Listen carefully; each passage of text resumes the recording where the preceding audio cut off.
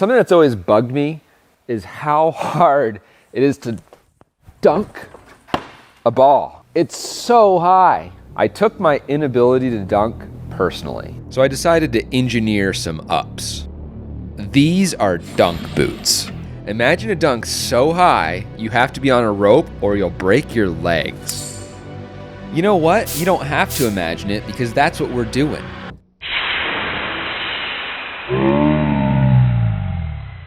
Well, after we work out the kinks.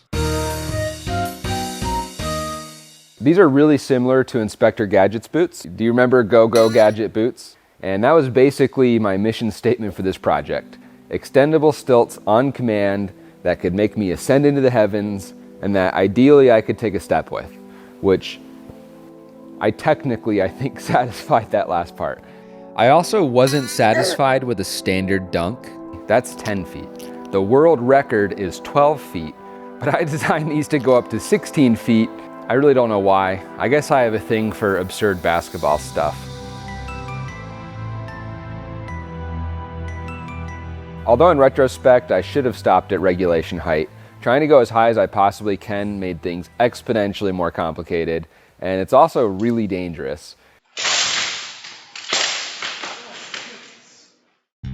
My initial idea was some kind of scissor mechanism like you'd see on one of these lifts. It has a bunch of linkages that kind of expand like an accordion when it's pushed by this hydraulic ram. And I can even do a record-setting dunk in this.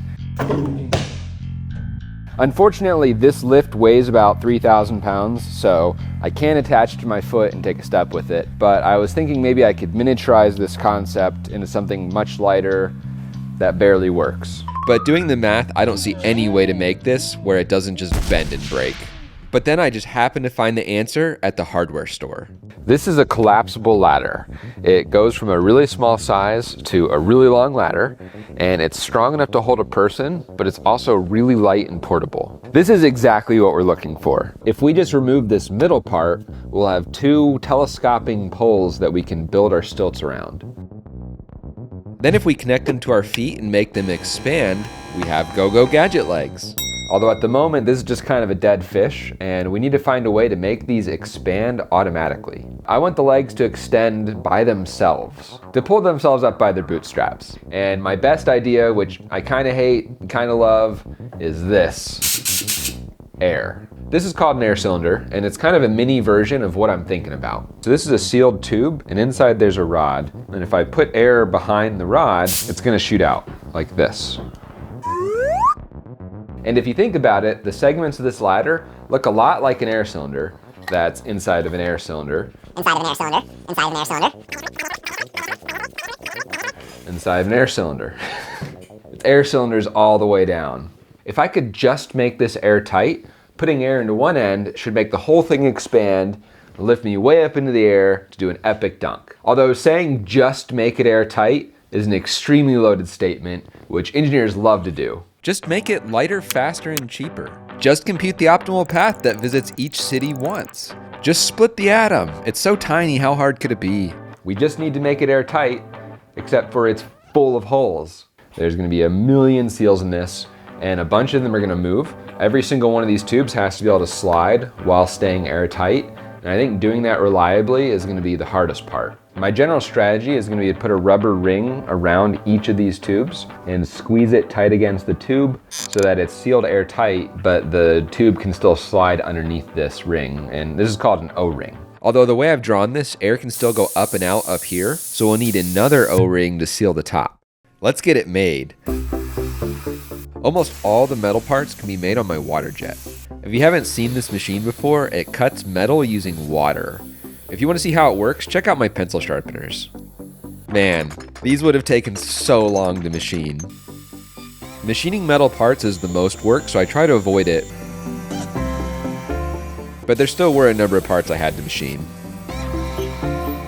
That's all the metal parts. Now we just have to make all of those seals. Every joint requires a custom piece, so it would be way too much work to machine all these, so I'm just 3D printing them. These are the pieces that'll hold the O-rings. They hold the O-rings inside these grooves. Then they slide onto the ladder, and they're held in place with a very special screw. Everything has to be airtight, so even the screw has a little O-ring on it to seal it. All right, now we just have to do this for 12 more joints. Putting this all together is really tricky because it's very easy to damage the O-rings. That's all the seals for the joints, and they feel pretty good. Feels like this would be airtight, although we also have to seal the ends. The little tube touches the ground, and so there's kind of a foot that goes on the end of it to seal it. And then the big hole on the top is sealed by this big complicated cap, which has a lot going on, but the only thing that matters right now is that there's a spot where we can put air in to make this thing expand. But there is a very important question here, which is what makes it stop expanding? Because when we put air into this hole, it's going to generate an insane amount of force trying to make it extend. And at some point it has to stop or it's going to blow itself apart, right? So these legs have a range of pistons from a very big one up here to a very small one down here. And this little one is going to need a lot more pressure to lift me than the big one. It's about 10 times the pressure, which means that when I'm giving it the pressure to make this one expand, this one's going to be seeing about 1,000 pounds of force trying to pull it apart. And so the leg has to withstand that. Otherwise, this is just going to pop apart. There's a plastic cap on the top of each of the segments, which wedges itself in this sort of circumferential ridge on the inside of the tube. My instincts are telling me there's no way this piece of plastic will be able to take the forces, so we're going to test it just to see.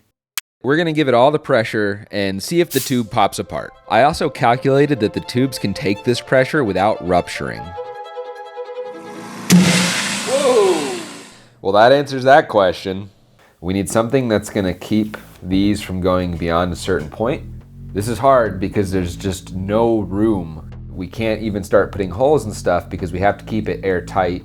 The initial design that I came up with was to use steel cables that would connect each segment to the next one.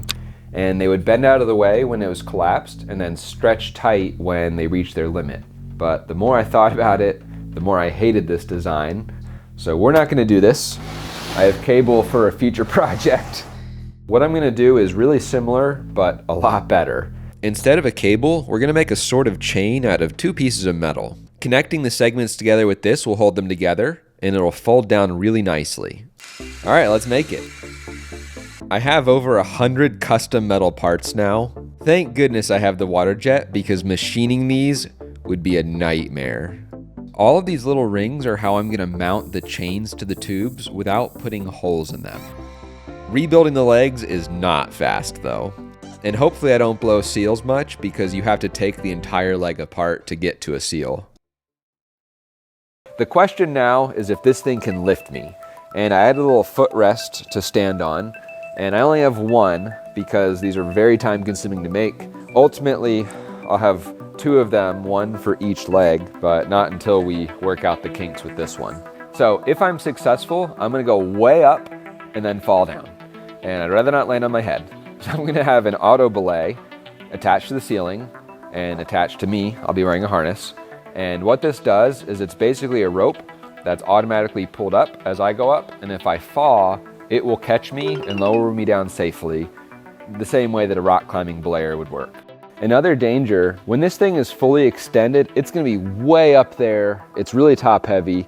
If it falls over, it could punch a hole in the wall, which is why I added this tarp to try to protect the wall. It could also land on my head.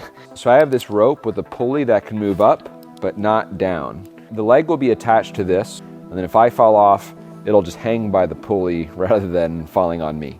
My last fear is that this thing is gonna punch me in the face. When I pressurize it, it's gonna be trying to expand, but my body weight's gonna be pushing it down. And if my foot pops off, it will shoot up with potentially a lot of force and it could hit me in the face. I'm not sure how bad this effect will be.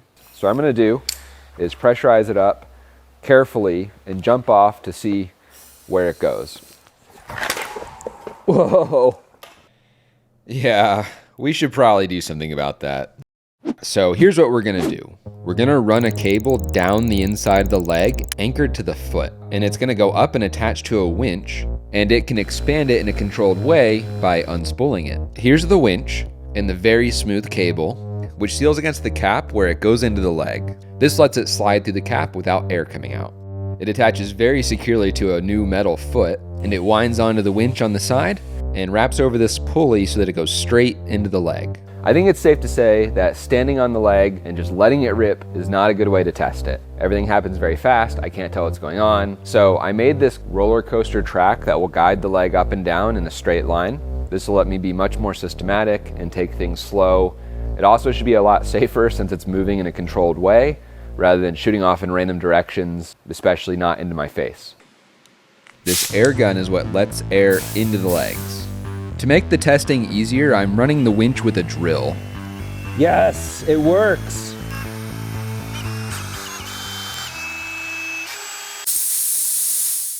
You know what? Never mind. This winch design is just terrible.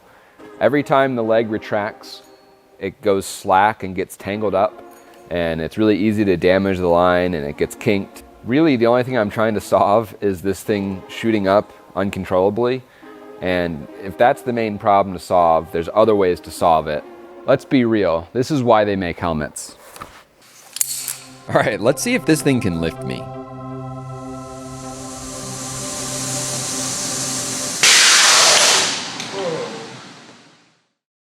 So I didn't design the seal fittings right. They're the wrong shape.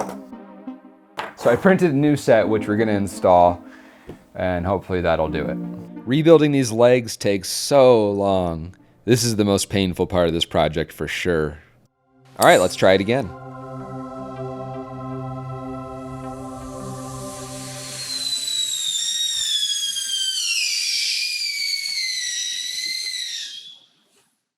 Unfortunately, I designed the seal fittings wrong.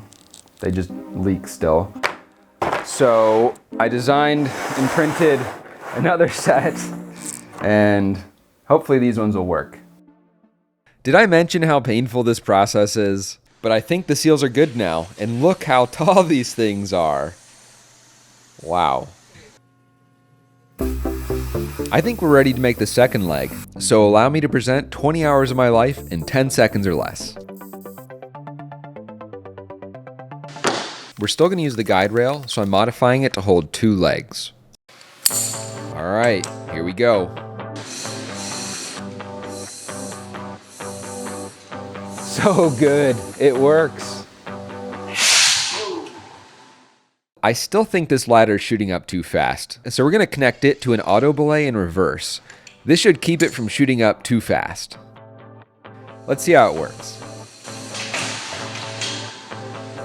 That is way better. Now that it's not going to kill me, let's try dunking some balls. See if we can dunk.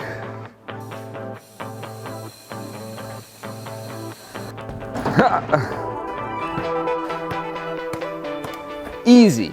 Okay, so now there's 2 questions. How high can we go? And can I do it without the rail? Let's start by going high before I get injured. We're going for 16 feet. All right, so, wow. All right, on belay, you can do it, man. So this is about the limit of the legs. It's really slow.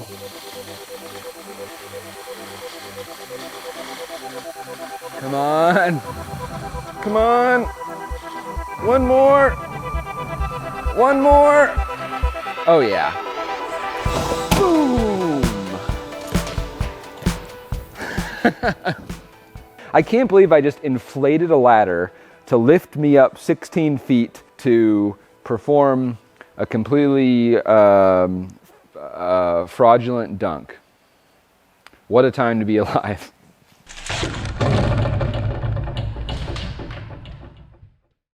I was doing a bit more testing when the rail got jammed. The force of the legs completely obliterated the mount, which is really strong. This is a great example of why I'm so afraid of these things. Let's make sure that doesn't happen again. I'm making a new rail guide that's all steel, super strong, and it should be unjammable. Basically the same thing as the wooden guide, it's just made of steel.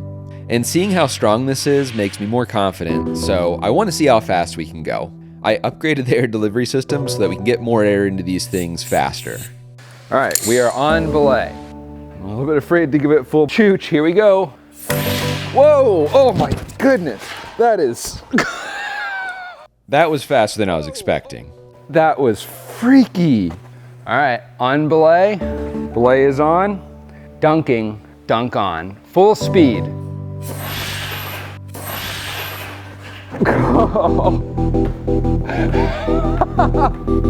It's so good.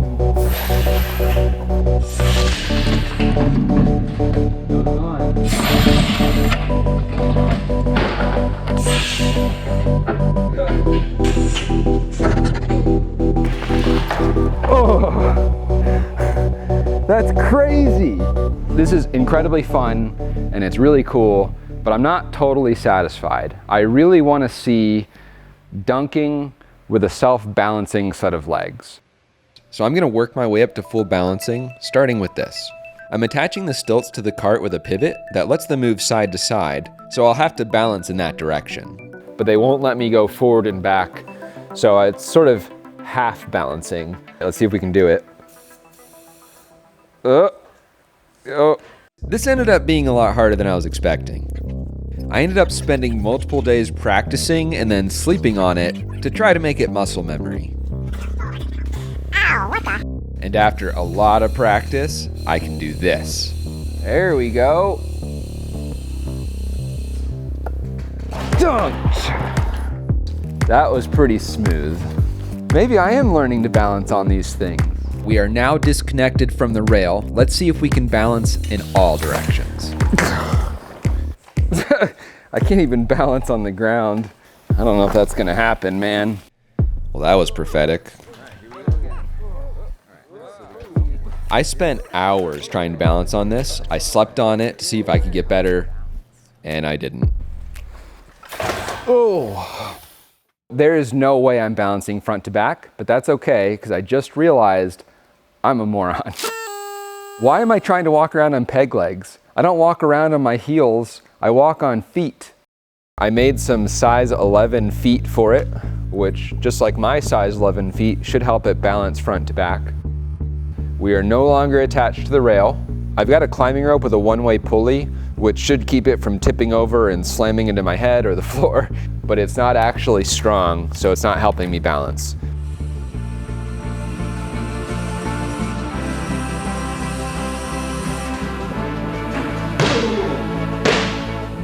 I didn't fall.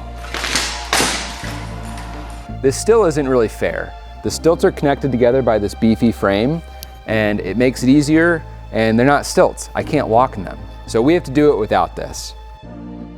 I could totally walk in these if they were connected to my feet. I designed these to do that, but it's way too dangerous, so I'm not doing it. All right, here we go.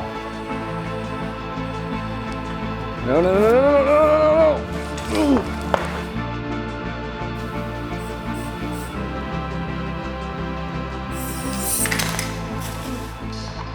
Tell you what, you really wouldn't want to get in front of these things. Man, that's so scary every time. We're getting there. I mean, we're getting there, sort of. This is really hard and really sketchy. We're gonna keep trying, but before we do that, if you're wondering how I'm able to make something like this and have it mostly work and not punch me in the face, it's really because I've taken the time to develop a theoretical understanding of how things work. So I can predict what pressure do I need? Is this thing gonna explode? What are the forces gonna be? Before I've built anything, and then I can design it so it'll probably work, usually. And it's not magic, it just takes a bit of time and effort to learn it, which is why I'm a huge fan of this video sponsor, Brilliant.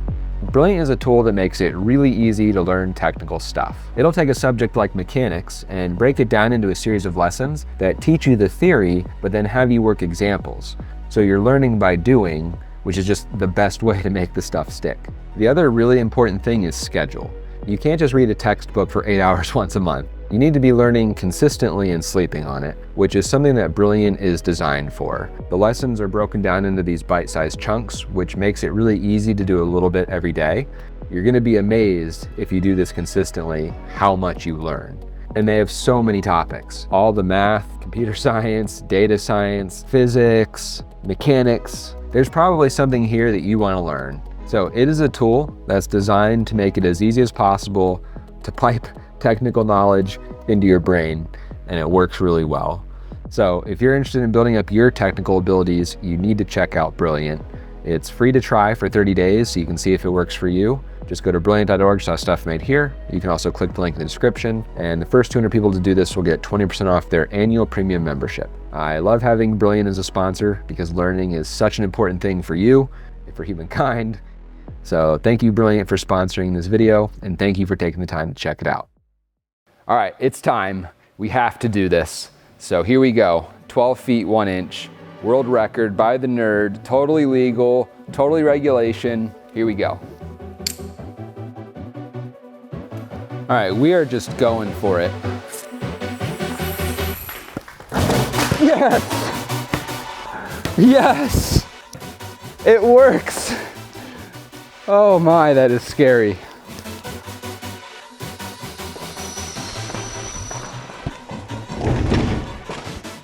Finally, full dunk at speed with stilts with no help. We did it. It's the only time I'm doing it because that's way too sketchy. I need to go sit down. Thanks for watching.